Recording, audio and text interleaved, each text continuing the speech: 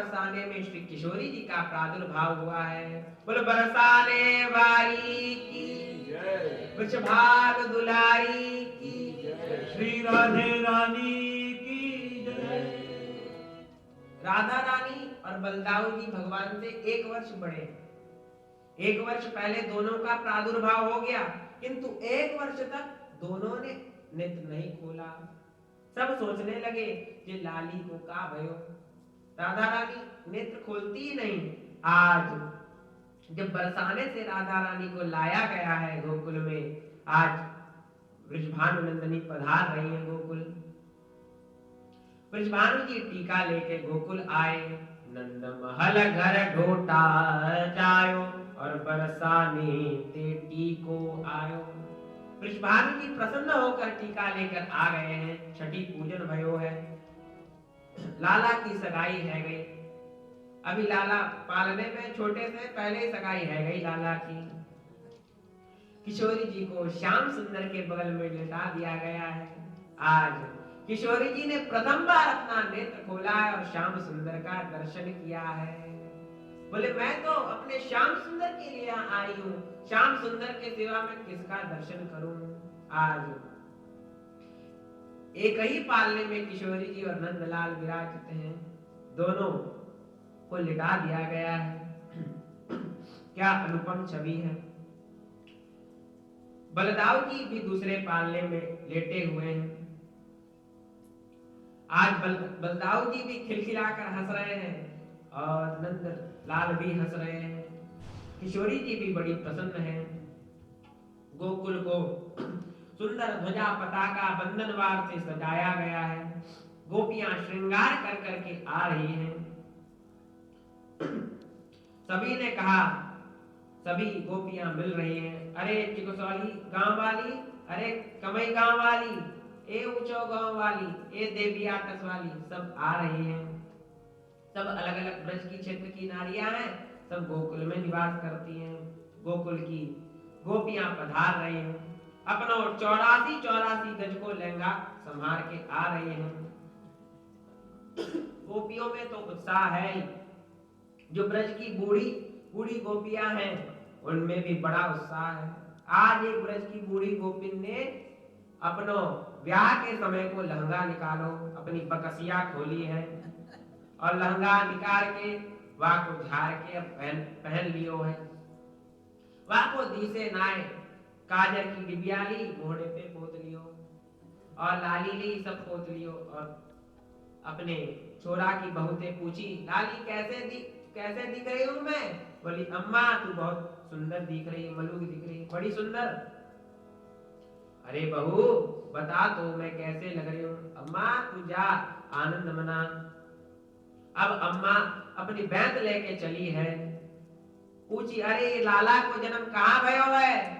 और गोप तो बड़ा उत्सव मना रहे हैं। गोप माखन मिश्री के लोंदा एक दूसरे पर फेंक रहे हैं।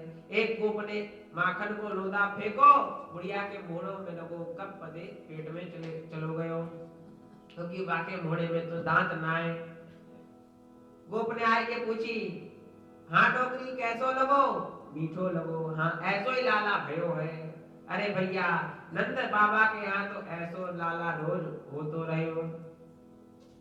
आज बड़ी आनंद की लहर छाई है। गोपन ने नंद बाबा से कही, बाबा आज तेरे यहाँ लाला भयो है, तू नाच ले। नंद बाबा की 85 वर्ष की अवस्था है, लेकिन नंद बाबा तो 25 वर्ष के जैसे युवान दिख रहे हैं। बहुत सुंदर दिख रहे हैं नंद बाबा। लाला मैं कैसे नाचूंगा। अरे लाला देख, ये बहू बेटी का कहेंगी, बाबा तू चिंता मत कर, आज तो तू नाच ले। आज गोपो ने बाबा का सुंदर श्रृंगार किया है। बढ़िया पगड़ी बांधी है, धोती बांधी है, बगलबंदी बांधी है, कमर में फेटा कस लिया है, बढ़िया माला पहनाई है, थापक हुआ पूरा चंदन लगा दिया, इत्र लगाया है मूंछों पे। बाबा बड़े सुंदर दिखने लगे। कैसे दिखू लाला। बाबा तू तो आज ऐसो दिख रहे हो कि आज ही तेरे बाप ब्याह भयो होएगो। लाला तू बड़ो मजाक करे। देख बाबा तेरो पहलोटी छोरा भयो है, तू आनंद नहीं मनाएगो का। अरे लाला मैं तो बहुत आनंद मनाऊंगो। नंदराय जी की दाढ़ी तो सफेद हो गई थी, लेकिन क्या हुआ, चमत्कार सा हो गया, हो गई बात निराली, और रात ही रात में नंद बाबा की दाढ़ी हो गई काली। तो नंद बाबा 85 नहीं सीधा 25 वर्ष के ही बन गए। जिनके लाला 125 वर्ष रहे, जिनके लाला इतने सुंदर है, उनके बाबा क्या बूढ़े दिखेंगे? वे भी तो युवा नहीं दिखेंगे। ये नंद बाबा की जय हो, यशोदा मैया की जय हो। वो बोले बाबा तू बड़ो मलूक दिस है, अब बाबा चल हम आनंद मनाएंगे। गोपन ने दधी कांधों में खड़ा कर दी वो है बाबा को। बाबा के ऊपर दधी, दूध और मठा के पात्र उड़े ले जा रहे हैं। बाबा का अभिषेक हो रहा है, बाबा हाथ ऊपर करके नाच रहे हैं। एक गोपी ने देखा, सखी ये ग्वारिया कैसे उन्मादे है रहे हैं, बता बाबा को कैसे नचाए रहे हैं। आनंद वृंदावन जम्मू में कहा गया, पश्य सखी कुल गोकुल राजम, पुत्रोत्सव मनुखेला भाजम, उदधि प्रभ दधि मंडित देशम, अमध्ये घूर्णित मंदर वेशम। आज नंद बाबा दधी कांधे पे खड़े हैं, उन पे दही, दूध, माखन सब उलेटा जा रहा है। नंदराय जी गौड़ वर्ण के हैं, स्थूल शरीर है, और ऐसे लग रहे हैं मानो मंदरा चल ही खड़ा हो, और उनके ऊपर से दूध दही जो गिर रहा है, मानो वो क्षीर समुद्र में ही खड़े हो। मंथन हो रहा है। जो चंचल गोप हैं वे दैत्यों के समान हैं, और जो शांत गोप हैं वे देवताओं के समान लग रहे हैं। यहाँ समुद्र मंथन जैसी स्तुति हो गई है। नंद बाबा बीच में ऐसे घूम रहे हैं मानो मंदराचल घूम रहा हो।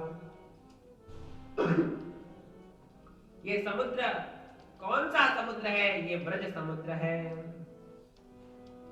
आज देवता भी देख रहे हैं कि ये तो कितना आनंददायक समुद्र मंथन है।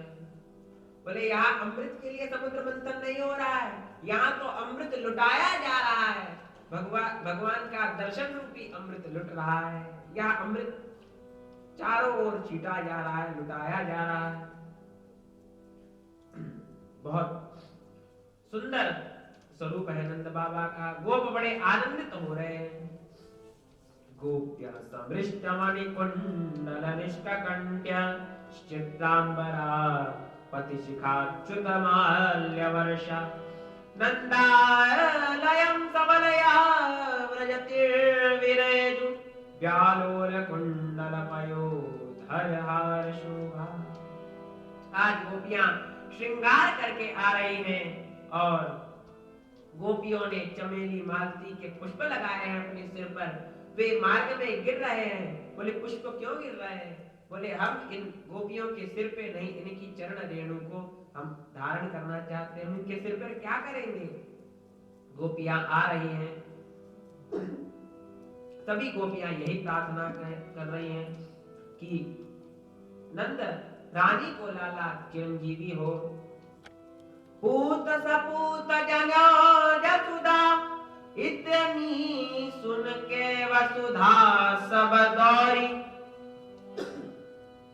देवन के आनंद भयो, मिली मांगत धावत मंगल गौरी। नंदमही पदियो इतनो, कि घनश्याम कुबेर की मति बोरी। कुबेर की कह रहे कितना लुटा रहे, इतना धन तो मेरे पास भी नहीं है। कि मो देखत ब्रज ही लुटाए दियो, न बची बचिया छछिया न पिछोरी।